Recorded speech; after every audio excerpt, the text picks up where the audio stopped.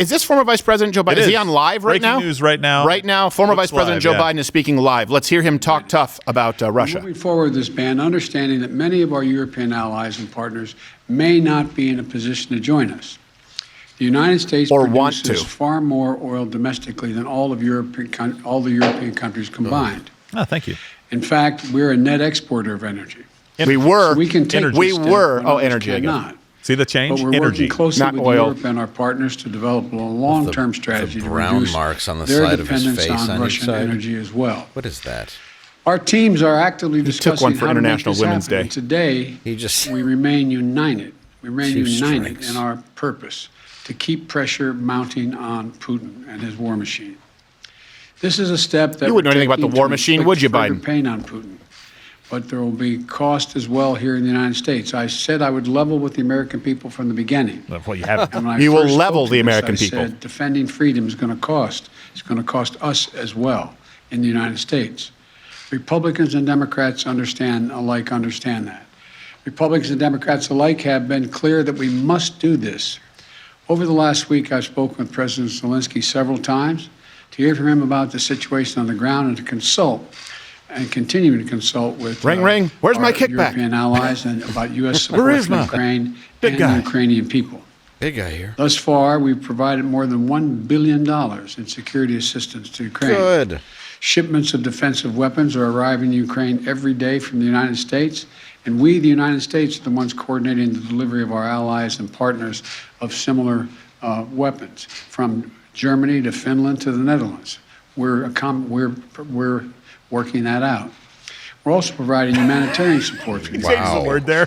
both those still in Ukraine and those who have fled safely to neighboring countries. We're working that out. We're working with humanitarian organizations to surge tens of thousands of tons of food, water, and medical supplies. Oh, good. Well, I guess the homeless problem is solved here in the United States. We don't have any people going to bed hungry. I sent Secretary Blinken to visit our border between Poland and Ukraine and to Moldova. Borders matter now. We don't care about what's going on our southern border, but we are obsessed with Ukraine's borders. I just want to make sure that I understand the rules. Yeah. He's the last guy you would want in front of you or behind you at a checkout line. He doesn't know how to use that little dividing stick. Bordering Russia, NATO countries, that we will keep our NATO He's the kind of guy who goes in the express lane with 24 items. Like, you're way past the grace item, dummy. Vice President Harris is going to be traveling to meet with our allies in Poland and Romania later this week as well. Great. I've made it clear the United States will share in the responsibility of caring for the refugees, so the costs do not fall entirely on the European countries bordering Ukraine. Didn't they just make it illegal for able-bodied men to leave Ukraine? Yes. 18-year-old men? Yeah, that's always a good sign. By the way, I just want to be clear. Of course, my heart goes out to all the people of Ukraine, of the Ukrainian-Russian conflict. I know it's Ukraine, not the Ukraine. Yeah. It's very easy to say because it's just Ukraine sounds weird coming out of your mouth. My heart goes out to those people. But you really are looking at one corrupt shithole fighting another corrupt shithole. Let's not act as though Ukraine is a bastion of freedom over there, okay? If you have to ban your own citizens from leaving your country, that means that a good portion of them don't want to stay and fight because they don't think what you've created, and by you I mean, of course, as well, the Obama administration, the administration that you've installed is worth fighting for. Can you imagine having to ban Americans? Yeah. From fleeing the country if there was a home invasion? No, they have the opposite problem. Yeah. That's why they're constantly concerned about Americans with guns, because they know they're going to plant their feet in their soil and defend what's theirs. Yeah. Absolutely. There are enough Ukrainians who don't want to defend that place that they are trying to leave, and a new law had to be created to Muppet hook them back. Yeah. Major companies are pulling out of Russia entirely, without even being asked, not by us. Over the weekend, Visa, MasterCard, American Express, they all suspended their Tell me when you have Diners Club. All of them. Yeah. Joining a growing list of American and global companies from Ford to Nike to Apple, they've suspended their operations in Russia. The U.S. Stock Exchange has halted trading of many Russian securities. And the private sector is united against Russia's vicious war of choice. The U.S. Department of Justice has assembled a dedicated task force to go after keep in mind, the crimes. None of that affects Vladimir Putin. You said you were going to go after oligarchs. Yeah. You think he's driving around in a Ford Fiesta with his Nike kicks? Maybe. All their ill-begotten on an off day. He's thumbing through the roughly $800 million that we've bought in Russian energy since the start of this war, going, that's doing just fine. Yeah. And then threatened him to take that money and keep it. Joe Biden thinks that freezing his Capital One points rewards card is going to stop. I get double points when I eat out. Since Putin began his military buildup on Ukrainian borders, just since then, the price of the gas at the pump in America went up 75 cents. And with this action, it's going to go up further. I'm going to do everything I can to minimize Putin's What a good price action. hike here. How? Oh, hold on. In coordination with our partners, we've already announced that we're releasing 60 million barrels 3 days of oil from our joint oil reserves. So day 4? Half of that, 30 million, is coming from the United States. And we're taking steps How about to opening up ensure new a ones? reliable supply of global energy. We're also going to keep working with every tool at our disposal to protect American families Like what? and businesses. Now, let me say this. To the oil and gas companies and to the finance firms that back them. Real time. We understand Putin's war against the people of Ukraine is causing prices to rise. We get that. That's self-evident. But, it's no excuse to exercise excessive price increases or padding profits. We just Any gave kind you of the effort to numbers. exploit this He's situation. vilifying companies that take the same amount or less, depending on the state, that this government takes. Think about that for a second. The difference is he has a forced platform where you have to sit here and watch, and everyone has to turn to this and act like he's not spewing bullshit. Firms and oil and gas industries that are pulling out of Russia. He's as close to literally pissing on your forehead and telling you that it's raining that I've ever seen. Make sure we're not. And I get that it's figurative. I'm pulling a Kanye. Well, look, let me be clear about your forehead isn't a diaper he's wearing. It's simply not true that my administration or policies are holding back domestic energy production. Yes, it That's is. simply not true. Yes, it is. Even amid the pandemic, companies in the United States pumped more oil during my first year in office than they did during my predecessor's first year. Because the First year to first year. What about the other years? Oil production next year.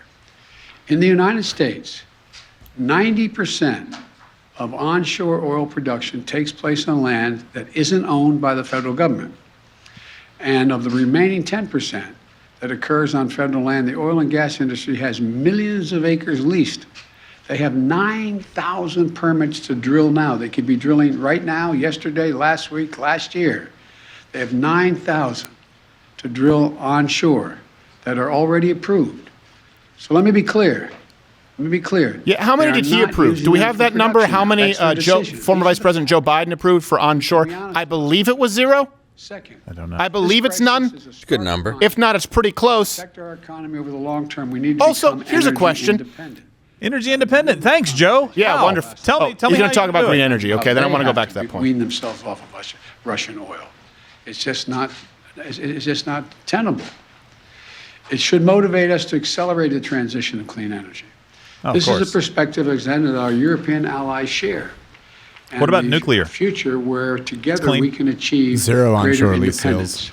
sales. Wow. Loosening 0, environmental none. regulations So he just took and credit back for clean energy investment the ones that already won't, existed let me under expand, President Donald Trump. won't, Correct. will not lower energy prices. We also just for said it's families. not his fault. But transforming our economy to run on electric vehicles powered by clean energy with tax credits to help American families. Okay, a couple winterize their things here. homes By and the way, use right less now energy. we cannot power electric vehicles on clean energy. You are many, many decades away from that. Also, you have to understand the millions of lives lost during that transition, because guess what? The amount of lives lost per kilowatt hour, if you look at things like solar, if you look at things like wind, the safest energy as far as human sacrifice, as far as the casualty rate, is nuclear, something that they have ardently fought against for a very long time. Here's something else, too. This is happening in real time, and we just were going through. Yeah. What this administration is doing, and they did it right now. All references available at louderwithcrowder.com. But I want you to let's do this exercise, okay, right now. And you know what? Let's have the team ready here to fact check it so that I make sure that I'm not speaking out of turn, because I'm not prepared for any of this. But he just showed you. He said, look at all these. They have these leases, and they're not drilling. They could be drilling right now. Okay, good. So it's a company that you just vilified for being greedy and wanting to make a profit. You just vilified them for being greedy profiteers, right? Everyone remembers that. Okay. So assuming that they are the greedy profiteers you made them out to be, why would they not be drilling? Their business is providing oil. Seems to me you need to drill. Seems to me that The primary actions you need to take in order to be a successful oil company is to first procure the oil and then sell the oil. Yeah. Why would they not be procuring the oil? What would be the answer to that? Again, this does not pass a sniff test. Either A, it's completely false, or B, and this is why I said this doesn't exist in a closed loop circuit, oil companies were afraid to open up more drilling because of what they saw happening with this administration, because they saw the taxes increasing, because they saw that it would be less profitable, and not to mention we had an economic shutdown that had people traveling at record low levels, all of which is a direct result of this guy and his ilk. Why would they not be drilling? If you assume that they're corrupt and they only care about making more money, then you have to ask, why would they not do the one thing that would make the money? Oh, unless this guy's going to make it so that they can't make money. And guess what happens? That cost gets passed on to you. Is he saying any more? Yeah, let's hear it. Bring it back up. He's mumbling. Just let Putin take what Demented he old wants. circus monkey. That's clear. They'll defend their freedom, their democracy, their lives. And we're going to keep providing security assistance, economic assistance, and humanitarian assistance. We're going to support them against tyranny, oppression. You mean like violent acts of lockdowns and subjugation. mandates? People everywhere. And I think it's maybe even surprised some of you all. People last 2 everywhere years. are speaking up for freedom. And when the history of this war is written, Not everywhere. Putin's war on Ukraine will have left Russia weaker and the rest of the world stronger. May God bless all those heroes in Ukraine. And now I'm off to Texas. Thank you very, very much. I know there's a lot of questions. He's always confused here because, they tell me I shouldn't answer, but I feel like I can do it. There's a lot more that has to be made there's always clear. 9 people I'm gonna yelling at hold on me. that It's like till my we get more dreams. information. Thank you. Appreciate it. Hold on. Can I just recap one thing that we just heard a second ago? Please do, Gerald, because I'm angry. I know you're angry, and this kind of pisses me off a little bit too. But he laid out the problem that gas prices are high right now, and they're going to get higher. Okay, you're Nostradamus. Got it, right? Your solution that you just said, here's what we're doing. We released 60 million barrels of oil 3 not days from worth. the United States. 30 million came from our reserves, 60 million globally. Right. That is roughly 2 days of operation for the United States and China, period. The top 2 oil-consuming countries, about 32 million barrels a day. That's your solution to the problem? No, you forgot more Priuses. No. The other part of his solution was blaming people for making any money as an oil company for selling it right now and raising their prices as price goes up. And then the third thing was go out and buy an electric vehicle. Okay, so everybody in America right now should go out and spend an extra $50,000 to $60,000 on a car when they already have a car. Yeah. How many years is it going to take to get that money back on the gas savings? Hey, I don't know, like 20? Do you know 30? what's worse for the environment if you currently have a car and you are currently driving that car, a car you already own? Yeah. Do you know what's worse for the environment than to continue driving that car? Buying a new car! It's better for you to drive that into the ground than buy a new electric vehicle. If you want to do it because they're fun and they're fast, I get it. I rode in the Tesla thing. Very cool. Yeah, very cool. Awesome. There's some pretty cool cars, and I also like that they're made here in the United States and that Elon Musk left California, who, by the way, also tried to force a transition to green energy. Think of that for a second. Elon Musk. Is there anyone who's done more for green energy or energy advancement, certainly as it relates to the automobile, than Elon Musk? And he had to leave California for Texas. That should tell you how this ends. That's incredible. That's our government, folks. Well, and right it's a there. That's tax the plan. credit telling you to spend $60,000 on a car. Which is worse for the environment Yes. than just driving your car into the ground. The best thing you can do is just not purchase a new car. Keep driving that one. I don't But know the how- idea of collapsing an entire country, well, the world, for 2 years, and then saying you need to go out and buy all this stuff is astonishing to me. The disconnect between the rich-ass politicians and everybody else in this country is insane to me. You don't need to be a crazy conspiracy theorist to understand the Great Reset. Let's just go through these steps here, okay? We have inflation. First off, he lies and he says there is no inflation. Then he says, well, inflation doesn't really matter. Then he says it's a good thing. Then he says, well, I'm going to fix this by keeping costs down. Okay, well, let's even go back before that, before we had the inflation. We had an economy that was shut down artificially because the government effectively punished companies. And we also had people who were getting wages, so they were encouraged not to work. So we had a low labor force participation rate. We had an incredible jobless rate. By the way, we still have not added one new job since our peak of 2019. Not one over that, just to be clear. So we've not added any new jobs. We've had a net loss of jobs.